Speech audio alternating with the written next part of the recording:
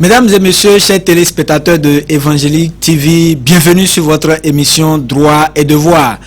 Cette émission qui vous permet de comprendre vos droits et vos devoirs dans un français facile.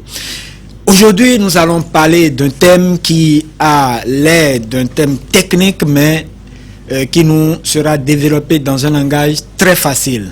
Et pour cela, nous recevons pour vous un éminent juriste. Certainement vous le connaissez déjà parce qu'il est déjà passé sur ce plateau. Je veux nommer Monsieur Tikada Mobinou. Merci bien, Monsieur l'animateur. Bienvenue sur notre plateau. Merci. Aujourd'hui, nous allons parler de la donation.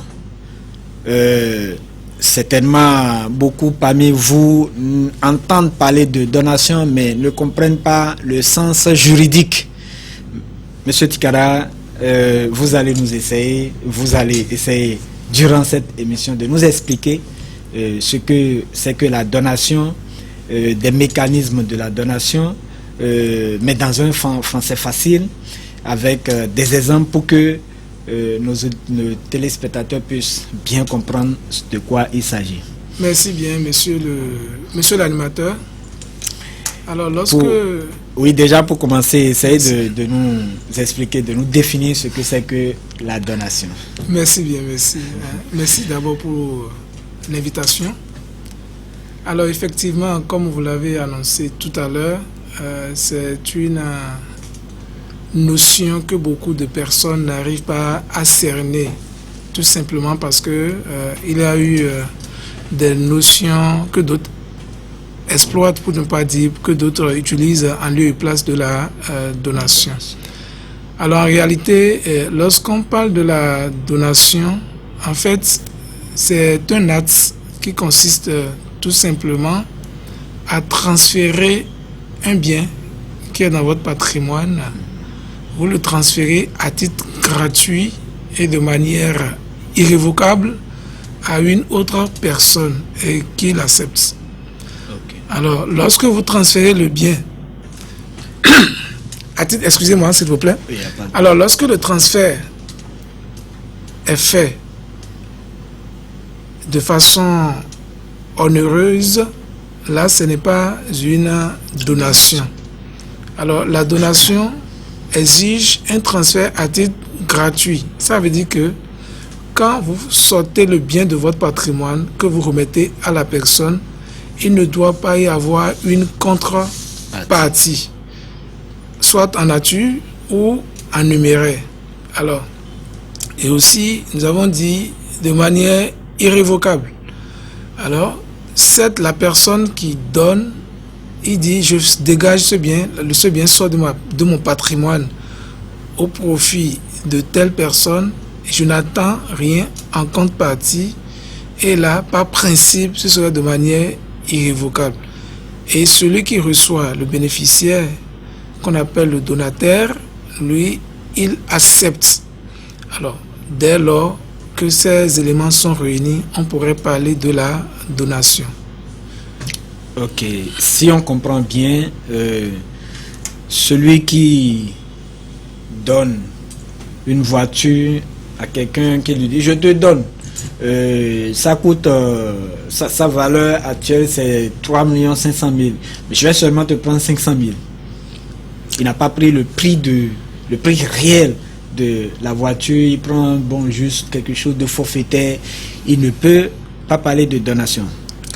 En réalité, on ne pourrait pas parler de la donation, tout simplement. La donation exige le transfert à titre gratuit. Ok. Dites-nous, celui qui dit qu'on lui a donné, que son papa lui a donné à travers un testament, est-ce qu'il est toujours dans le domaine de la donation? Alors, merci bien, monsieur l'animateur. Et comme je le disais tout à l'heure, vous voyez, les expressions donation, testament, il arrive parfois que vous rencontrez des gens qui font un peu de confusion sur ces deux notions. Alors, le testament, en réalité, c'est un acte par lequel, on l'avait dit la fois dernière, une personne dispose pour le temps où il ne sera plus. Alors que la donation, c'est entre personnes vivantes, entre vifs. Alors aussi, le testament prend effet au décès. Alors que la donation, en réalité, lorsqu'elle est acceptée dans le même acte, ça produit déjà ses effets. Alors, on m'a donné dans le testament. En réalité, on ne donne pas dans un testament. Vous voyez, on donne entre vifs et il y a des conditions qui sont requises par rapport au bien donné. Nous allons en parler tout à l'heure.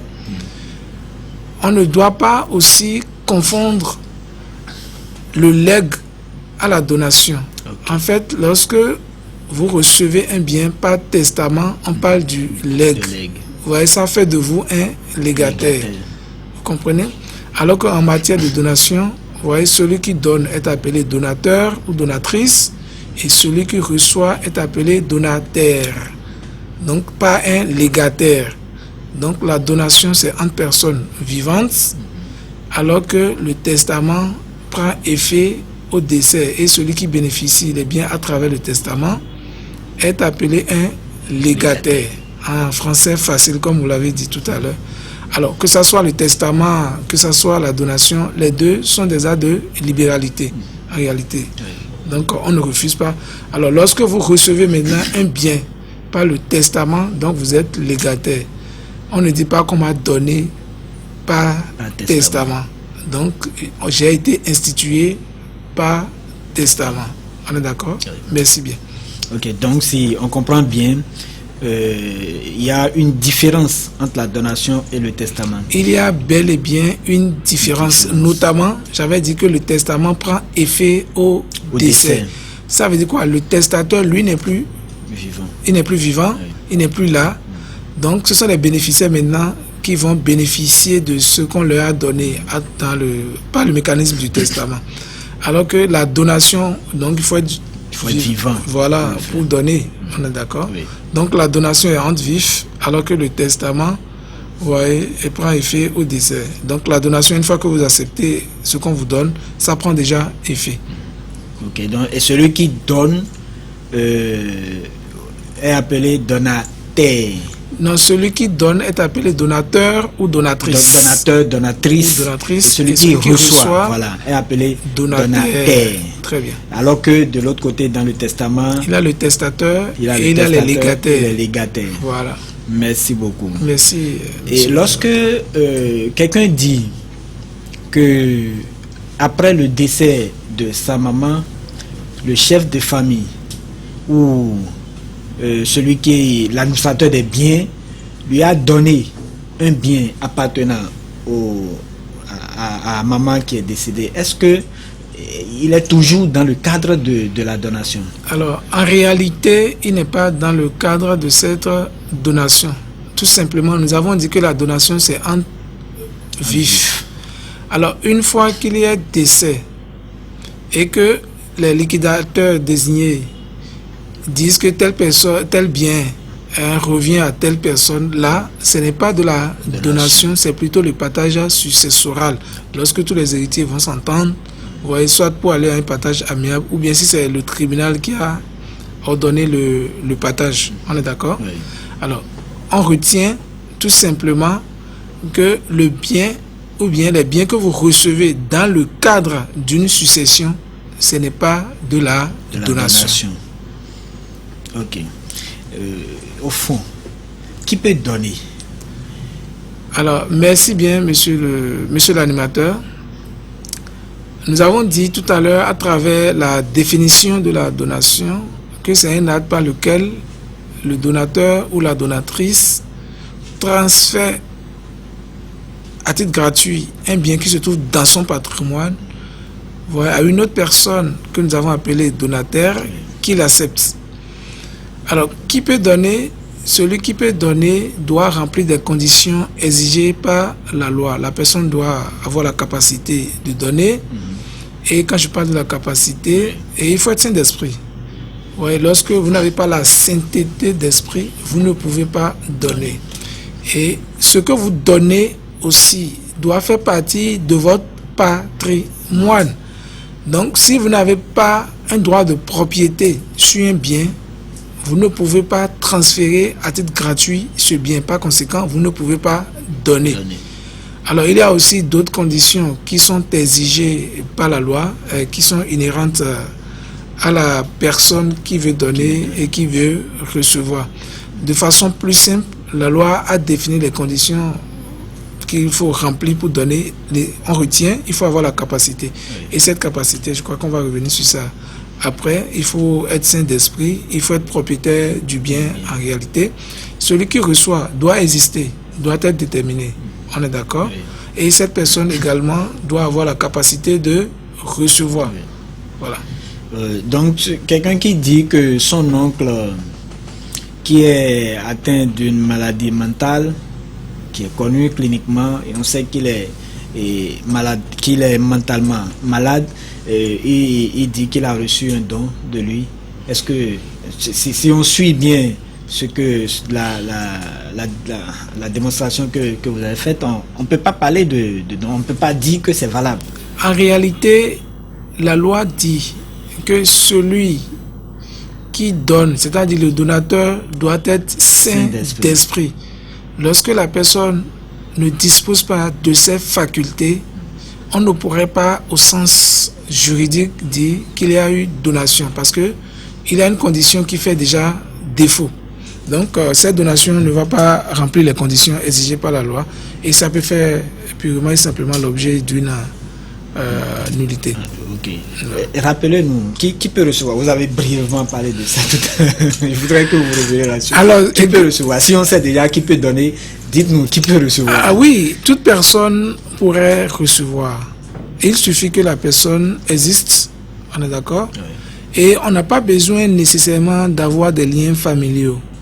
Vous voyez, vous pouvez être familier ou pas, vous pouvez recevoir. L'essentiel, c'est d'avoir la capacité de recevoir. Il faut exister. On est d'accord. Est-ce qu'on peut donner à quelqu'un qui n'existe pas? La réponse est non. À titre d'exemple, je dis voilà, et ce véhicule, je vais donner ça à mon petit-fils, alors que je n'ai même pas encore de fils. Je n'ai même pas encore de fils pour parler de petit-fils. Vous voyez, à titre d'exemple. Bon. Est-ce qu'on peut parler de donation? Donc le bénéficiaire doit être clairement défini, doit avoir la capacité et doit être clairement défini. Et cette capacité dont je parle, la personne doit exister. On est d'accord? Si la personne n'existe pas, en réalité, on ne pourrait pas parler de donation. On sait maintenant qui peut donner, on sait qui peut recevoir. Maintenant, qu'est-ce qu'on peut donner? Est-ce qu'on peut tout donner? Je donne mon enfant. Est-ce qu'on peut tout donner? Est-ce que la loi me permet de tout donner? Alors, merci bien. Ouais, ce qu'on pourrait donner, c'est tout ce qui pourrait faire l'objet du commerce. Est-ce qu'un être humain peut faire l'objet de commerce? La réponse est non. Alors, pour revenir à l'exemple que vous avez donné, est-ce qu'on peut donner un enfant? Non, on ne peut pas donner un enfant parce que l'enfant n'est pas un acte de commerce. On ne peut pas prendre un enfant pour faire le commerce. Alors, ce que je peux donner, c'est que je peux donner des biens meubles. Quand je dis biens meubles, ça peut être des véhicules, une voiture, des sommes d'argent. Je peux également donner des biens immeubles. En fait, une parcelle, une maison bâtie, une maison non bâtie. On est d'accord? Voilà, donc c'est des choses comme ça qu'on pourrait donner. Tout ce qui ne rentre pas en ligne de commerce, en ligne de compte dans le commerce, on ne peut pas donner cette chose. Ok. Et est-ce qu'on peut quand même donner, je prends, vous avez dit les biens meubles comme les biens immeubles, en tout cas ce qui peut rentrer dans un commerce. On est d'accord? Bien sûr. Mais est-ce que je peux donner pour un temps? Je fais un don à M. Ins de ma voiture, mais je reprends dès mon retour de la France. Est-ce que c'est possible? Donc en réalité, là, ce n'est pas une donation. Alors, je dis, je suis en train d'aller en France, je te confie mon véhicule. Alors, est-ce que c'est une donation? La réponse est non, tout simplement, pour plusieurs raisons. Mais je ne vais pas tout citer, je prends un exemple. Je prends un exemple parmi tout ce que j'aurais à dire.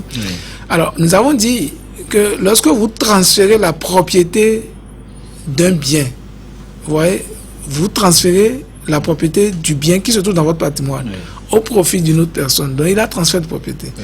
Parce que nous avons dit tout à l'heure que le donateur ou la donatrice doit être propriétaire du bien. Donc, il transfère. Ça veut dire quoi? Le bien sort déjà de son patrimoine et ça entre dans le patrimoine du bénéficiaire, du donateur. Alors, en l'espèce, pour l'exemple que vous avez donné, je vous remets un véhicule et je dis, bon, au retour de la France, je reprends mon véhicule. Là, le bien que je vous remets à garder, là, ce n'est pas une donation parce que ce bien ne rentre pas en ligne. Ce n'est pas un transfert que je vous ai fait. Je n'ai pas transféré la propriété du bien. Je vous ai constitué peut-être gardien du bien ou bien ça peut être aussi un prêt à usage. Je dis, bon, voilà, tu utilises ça et après tu me restitues mon bien. Là, à vrai dire, ce n'est pas une donation parce que le bien n'est pas entré dans votre patrimoine. Voilà. Ok.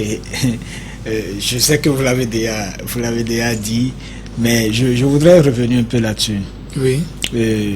J'ai un grand frère qui est au Canada, qui, en partant, a laissé sa voiture et il ne revient pas. Il a même dit, ouais, je ne remets plus jamais pied au Bénin. Bon, on a un ami qui a besoin de véhicule. Est-ce que je ne peux pas lui donner ça? De toute façon, mon grand frère ne revient plus jamais. Est-ce que je peux lui donner ça? Alors, merci bien. Au sens propre du mot c'est des donation, choses qu'on vit au quotidien. Voilà, si je dois m'en tenir à la définition juridique dont on a évoqué tout à l'heure, alors votre frère qui est au Canada, il dit, mais je ne reviens pas, il a laissé un véhicule. Et vous donnez, vous pensez que si on pourrait donner ce véhicule à une tierce personne. Nous avons dit que le donateur ou la donatrice doit être propriétaire du bien. Alors, on se pose la question de savoir, le bien que vous voulez donner appartient à qui? Est-ce un bien de votre patrimoine? La réponse est non. Par conséquent, vous ne pouvez pas donner un bien qui ne figure pas dans votre patrimoine. Dans ce cas, lorsque vous remettez le véhicule à l'autre, au sens technique, ce n'est pas de la donation. D'accord, voilà. Ok. Je vais te donner je vais te donner un bien. Je vais donner une moto à mon frère parce qu'il a trouvé un job, il faut une moto. Je dois lui donner une moto. Mais je n'ai pas encore acheté la moto. Est-ce que je peux lui faire ce don? Je lui fais les papiers, je te donne une moto, mais dans 2 mois, j'achète la moto. Alors, en réalité, on ne peut pas donner un bien qui n'existe pas encore dans le patrimoine. Et c'est vrai qu'on entend, oui, dès que je vais acheter tel bien, je vais te le donner lorsque je vais. Bon, il a des je vais, oui. De sorte que on n'arrive même plus à comprendre quelque chose. Alors, en réalité, ce qu'il y a lieu de retenir, le bien que vous allez donner doit figurer dans votre patrimoine. Les biens futurs ne peuvent pas faire l'objet d'une donation. Parce que le bien n'existe pas encore. Vous n'êtes pas encore propriétaire du bien. Par conséquent, je ne peux pas parler de transfert à titre gratuit. Ça veut dire quoi? Ce bien n'est pas encore... vous n'avez pas encore le droit sur ce bien. Vous n'avez pas encore le droit de disposer du bien. Alors, en réalité, je ne peux pas parler de donation. C'est un bien qui n'existe pas en termes simples pour résumer ce que nous venons de dire tout simplement. Le bien n'existe pas encore dans votre patrimoine. Par conséquent, au regard des textes qui régissent la donation au Bénin, on ne peut pas donner un bien futur. Ok, donc on ne peut pas donner un bien futur. Le bien n'existe pas encore dans mon patrimoine, qui ne m'appartient pas encore. Le bien ne vous appartient pas encore. Je ne peux pas. On ne peut pas donner un bien qui ne vous appartient pas encore. Okay. Voilà. Mais est-ce que lorsque je remplis toutes les conditions que vous avez décrites, le bien m'appartient, le bien existe, pour le donner, est-ce que j'ai besoin d'une autorité? Est-ce que je ne peux pas m'arranger avec mon frère ou mon ami? Bon, je te donne ça et entre nous, on s'entend, on fait le papier. Est-ce qu'on a besoin forcément d'une autorité pour que la donation soit valable? Alors, merci bien, monsieur l'animateur. C'est une question vraiment pertinente que vous posez. En réalité, lorsque vous donnez, vous voyez, on recherche d'abord la nature de ce que vous donnez. Si c'est un bien immeuble que vous donnez, en fait, quand je parle de immeuble, pour que les téléspectateurs puissent nous comprendre, en fait, il s'agit soit d'une parcelle, d'une maison bâtie, ou bien de droits immobiliers, par exemple, que vous donnez. La loi a exigé une forme. La loi a exigé que ça doit être constaté par acte authentique. Et plus précisément, il doit s'agir d'un acte notarié. Alors, ça voudra dire tout simplement, lorsqu'on va vous donner un immeuble ou les droits immobiliers, vous êtes tenu de vous rapprocher des professionnels qu'on appelle des notaires, ouais, qui vont vous aider à formaliser l'acte là à votre profit. Alors, lorsqu'il ne s'agit pas d'immeuble et qu'il s'agit d'un bien meuble, également, ça ne vous dispense pas d'aller voir les professionnels dont on a parlé tout à l'heure. Vous avez la possibilité, lorsqu'il s'agit des biens meubles, d'aller voir un notaire ou pas. On est d'accord? Dans ce cas, si c'est un bien meuble, ça peut se passer par une simple tradition, c'est-à-dire une simple remise. Oui. Et vous avez également la possibilité de dresser un acte sous seing privé ou un acte notarié. Au total, ou bien ce qui a lieu de retenir de façon fondamentale, lorsqu'on vous donne un bien meuble, vous avez la possibilité d'aller faire votre acte sous seing privé. Vous voyez, les parties, vous allez faire, entre vous, vous allez rédiger quelque chose. La loi vous donne cette possibilité. Okay. Vous avez également la possibilité de vous rapprocher des professionnels qu'on appelle notaires. Okay. Maintenant, s'il ne s'agit pas d'un bien meuble et qu'il s'agit d'un bien immeuble ou de droit immobilier, dans ce cas, vous êtes tenu d'aller voir exclusivement les notaires pour ça. Donc, je ne sais pas si je me fais comprendre. Oui, voilà, merci bien. J'ai vu récemment un acte de donation de parcelles, voilà, où les deux parties ont signé, donateurs ont signé, et puis il y a la signature du délégué du quartier.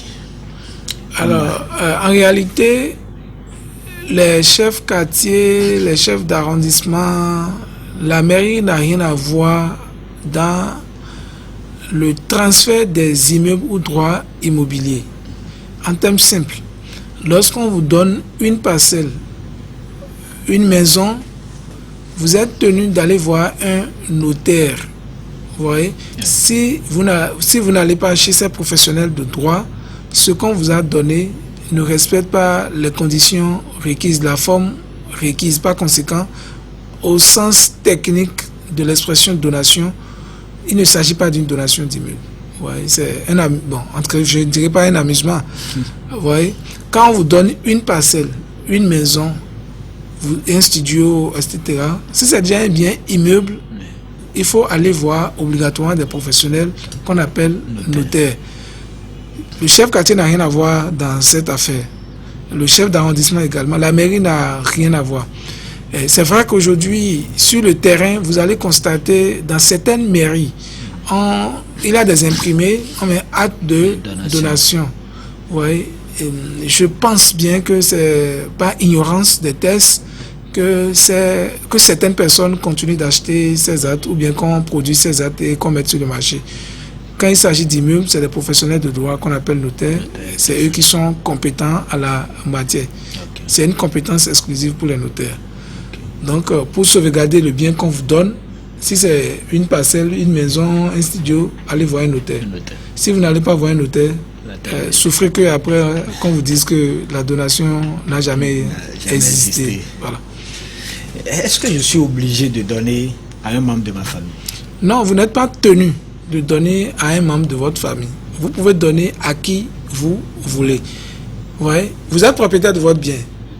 Vous êtes libre de donner à qui vous voulez, mais dans les conditions requises. Ok. Voilà. Ok. Et maintenant, si j'ai un enfant, je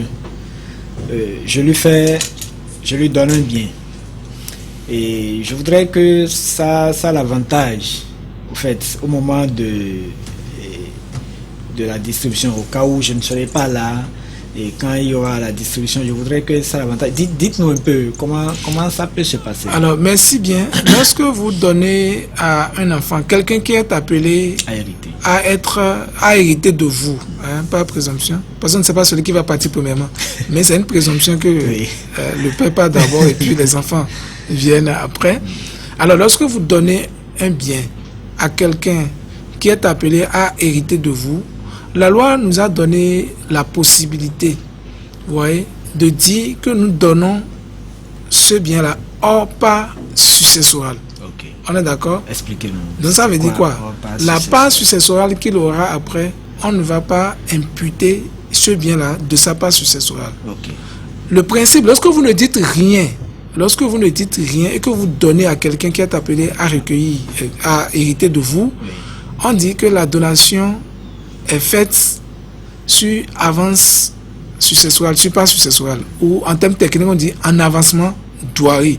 Donc, sur la part que vous allez recevoir en matière successorale, vous voyez, c'est déjà une avance qu'il est en train de recevoir. Et là, on va imputer ça de sa part après. La loi a laissé cette possibilité. De la même façon, la loi dit non, vous avez la possibilité de faire ça hors part successorale. Donc, il y a ce que je vous donne comme avance sur la part successorale que vous aurez et ce que je vous donne hors part successorale. De part et d'autre. Lorsque vous voulez avantager un enfant et que vous ne voulez pas que ce que vous lui donnez à la date d'aujourd'hui, qu'on impute ça sur sa part successorale, il faut dire que ça se fait avec que cette donation est faite hors part successorale. On est d'accord. Okay, ou avec dispense de rapport. Que là, l'acte, le professionnel qui sera chargé de recevoir l'acte quand il s'agira d'un immeuble, il va préciser ça dans ce tas que ce que vous êtes en train de donner à votre enfant ne rentre pas en ligne de compte de la part successorale qu'il aura plus tard.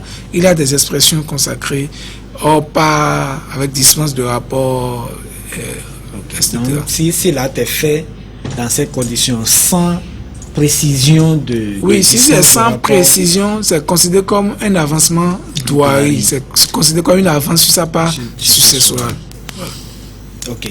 Quand vous dites considéré comme une avance sur sa part successorale, pour être encore plus terre à terre, c'est dire que c'est une avance sur ce qu'il va hériter.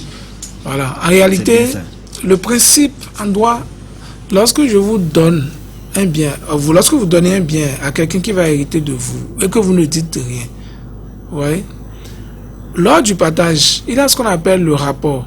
Oui. Donc vous devez rapporter ce que vous avez reçu. Parce que celui qui vous a donné le bien, vous êtes en train d'hériter à l'instant de cette personne. Oui. Vous rapportez, vous, et ça dit quoi?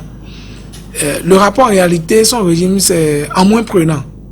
Donc ça veut dire quoi? Si vous devrez prendre 100 000 francs, je prends un exemple comme ça, et que vous avez déjà reçu un bien qui a une valeur de 20 000 francs, si cette donation avait été faite en avancement douari, au lieu de recevoir 100 000 francs, on va dire non, vous avez déjà reçu 20 000, donc on vous remettra 80 000 francs.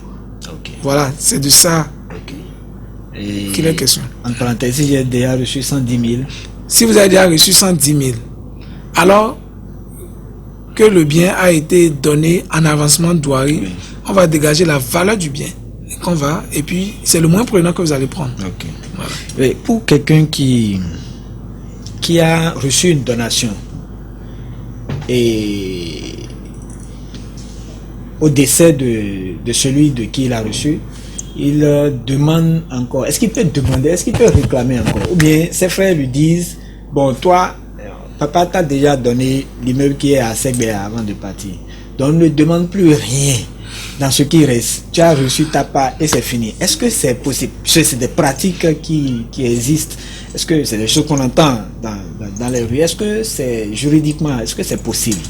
Alors, juridiquement, ce n'est pas possible. Pourquoi? J'explique. Nous avons dit que la donation, c'est entre vifs. Alors, mon papa, si je m'en tiens à votre exemple, mon papa m'a donné une maison. Alors, vous voulez savoir maintenant, est-ce qu'au décès de mon père, Oui. je n'ai plus rien dans son patrimoine successoral. C'est deux choses différentes. Mon papa m'a donné. Et là, tout à l'heure, on a parlé, est-ce que ça a été fait en avancement douari ou bien est-ce que ça a été fait hors part successoral? Donc, je crois que là, le plan ne se pose pas. Alors, si mon père me donne, cela ne me prive pas des biens de la succession. Oui. On est d'accord? Oui. Tout simplement, je suis héritier. Et quand on parle d'héritier, il a des biens à hériter. Donc, je viens à la succession de droit, à bonne et due forme. C'est pas parce qu'on m'a donné là-bas que ici je n'ai plus le statut d'héritier et que je ne pourrai plus hériter des biens de mon père. Par conséquent, je viens à la succession de droit comme tout le monde. Donc, la donation que mon père m'avait faite ne me dispense pas de venir à la succession. Je donne un bien, un immeuble à quelqu'un, à un ami, mais qui ne paie pas les impôts, qui ne paie pas les charges afférentes à l'immeuble. Je peux lui reprendre ça. Alors, merci bien. En réalité, lorsque vous donnez des immeubles, les charges, les conditions pour lesquelles vous êtes en train de donner, il faut que ça soit précis. Il faut préciser aux bénéficiaires que voilà, les impôts, ceci, cela, ça vous incombe. Okay. Et généralement, quand vous vous rapprochez des professionnels dont j'avais parlé tout à l'heure, ils prennent soin, ils veillent à tout cela. Okay. Alors, vous donnez à quelqu'un et la personne n'arrive même pas à assumer les charges inhérentes au bien que vous avez donné et que c'est vous qui êtes tracassé à tout moment. Donc, la loi vous permet de révoquer la donation. Okay. Parce que s'il n'arrive pas à respecter les conditions et les charges pour lesquelles la donation avait été faite, la loi vous donne cette faculté de réclamer ça. Et quand je donne le bien et que celui à qui j'ai donné devient ingrat, également, vous donnez, on peut révoquer une donation pour cause d'ingratitude. Si c'est un ingrat, ouais, un exemple, vous donnez un immeuble à quelqu'un et puis la personne, il n'arrive pas à faire le nécessaire et au cours des échanges, il dit mais ça là, même si on doit donner, ça là, c'est ce qu'on donne. Donc c'est ça là que vous avez trouvé à donner aux gens et de façon ingrate, il n'est pas reconnaissant. La loi vous donne la possibilité de révoquer cette donation. Oui, l'ingratitude c'est une cause de révocation de la donation. Maintenant si la personne se comporte autrement sur d'autres terrains, ça n'a rien à voir avec le bien que vous avez donné, il n'y a pas de problème. Voilà. Donc si on me donne un bien, est-ce que je suis obligé de l'accepter? Ah, merci. J'avais tantôt dit dans la définition que lorsque vous transférez à titre gratuit et de manière irrévocable, il faut que le bénéficiaire l'accepte. Alors, il a la possibilité d'accepter dans l'acte qui constate sa donation, il a également la possibilité d'accepter par acte séparé. Okay. Mais si la personne dit « je ne veux pas », vous voyez, on dit, je vais dire, je ne veux pas. C'est pas possible. L'acceptation faisant défaut, est-ce qu'on peut parler de donation? On peut plus parler. Donc, en termes simples, on ne parlera pas de la donation. Donc, le donateur peut accepter dans l'acte. Mais c'est pas parce que dans l'acte de donation, on n'a pas trouvé la mention d'acceptation, ça ne veut pas encore dire que le donateur n'a pas accepté. Il peut l'accepter dans un acte séparé. Bien sûr. Ok.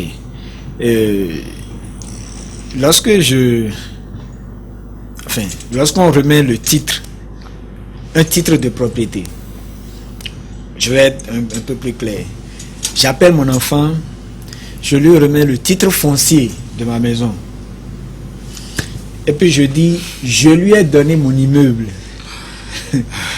Est-ce que ça suffit? Le fait de remettre le titre de propriété d'un bien à quelqu'un, est-ce que ça suffit pour dire qu'on a fait une donation? Alors, merci bien, monsieur l'animateur. C'est vrai que c'est des questions juridiques qui se posent de façon quotidienne. Nous avons dit tout à l'heure, en termes simples, que lorsque vous donnez un immeuble ou un droit immobilier et que ça doit être constaté, la forme requise, c'est par acte authentique.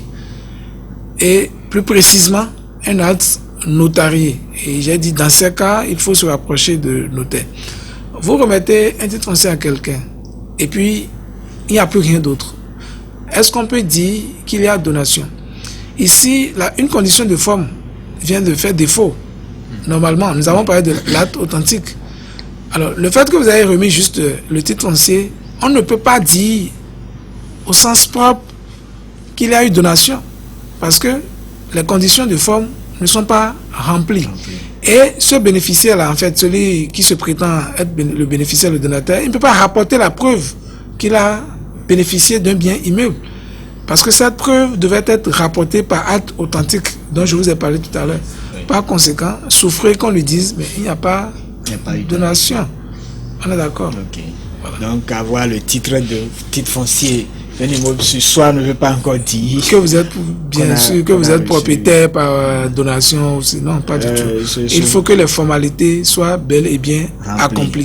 Voilà. Sinon, il n'y a pas de donation. Sinon, on ne peut pas dire qu'il y a donation. Mais est-ce qu'un enfant peut donner? Je sais que je vous titille un peu en posant cette question. Vous l'avez dit sous une autre forme, mais je voudrais que vous le précisiez en ce thème-là. Est-ce qu'un enfant peut donner ou est-ce qu'un enfant peut recevoir? Alors, nous avons dit qu'il faut avoir la capacité par rapport au donateur ou à la donatrice. Vous voulez savoir maintenant si un enfant peut donner. D'abord, les enfants sont considérés, quand je parle d'enfant, c'est un mineur. Oui. Et un mineur ne dispose pas encore de la capacité juridique pour accomplir des actes de cette nature. Donc en réalité, on ne peut pas dire qu'un mineur est en train de donner. En réalité, on ne peut pas dire qu'un mineur est en train de donner. Parce qu'il ne dispose pas encore de toutes ses facultés pour savoir si l'acte qu'il pose est responsable ou pas. Mais un enfant peut recevoir. Okay. Donc un mineur ne peut pas dire qu'il est en train de donner, mais le mineur peut recevoir. Okay. On est d'accord. Okay. Même un simple bébé, une fois que le bébé est né, il peut recevoir déjà. Mais on ne peut pas dire qu'un bébé est en train de donner. Vous voyez, en réalité, c'est des choses qui n'existent pas. Bon, c'est vrai que vous allez entendre certaines personnes dire que voilà, cet immeuble, c'est mon enfant qui me l'a donné. Et vous cherchez à voir l'âge de l'enfant, c'est un mineur, c'est un enfant de 10 ans, de 8 ans. Est-ce qu'un enfant de 8 ans peut donner une maison? Impossible. Ah oui, impossible. Donc voilà, toute personne peut donner, mais il faut remplir des conditions requises. On est d'accord. Un mineur ne peut pas dire qu'il est en train de donner, surtout quand il s'agit d'immeubles. Maintenant, un mineur peut recevoir n'importe quelle que soit la nature du bien. On est d'accord. Merci. Nous arrivons à présent au mot de la semaine et le mot que nous avons choisi pour cette semaine, et notre invité l'a répété plusieurs fois, le mot patrimoine. Nous avons tiré cette définition du lexique des thèmes juridiques d'Allos 2017-2018. Le patrimoine est défini comme l'ensemble des biens et des obligations d'une personne envisagée comme une universalité de droit, c'est-à-dire comme une masse mouvante dont l'actif et le passif ne peuvent être dissociés. Monsieur Tikara, un commentaire par rapport au mot de la semaine. Alors, je crois la définition a été très très bien donnée. Vous voyez, lorsqu'on parle du patrimoine, ensemble des droits et obligations d'une personne, et c'est considéré comme une universalité de droit. On est d'accord. Je crois que la définition ne souffre d'aucune insuffisance. Vous avez votre patrimoine et ce n'est pas seulement composé des éléments d'actifs. Il y a les actifs, il y a également les passifs. On est d'accord. C'est ça qui détermine même votre personnalité. Merci beaucoup, monsieur Tikara. Merci d'avoir fait le déplacement. Et c'est toujours un plaisir pour nous de vous recevoir et de partager avec vous vos expériences dans les domaines pour lesquels nous vous invitons. Merci bien, monsieur l'animateur. C'est également un plaisir pour moi de répondre favorablement à votre demande. Merci. Nous sommes à présent arrivés au thème de ce numéro. Je vais vous laisser avec une pensée de Victor Cousin qui dit: la liberté n'est pas de faire ce qu'on veut, mais ce qu'on a le droit de faire. Sur ce, je vous dis au numéro prochain et que Dieu vous bénisse.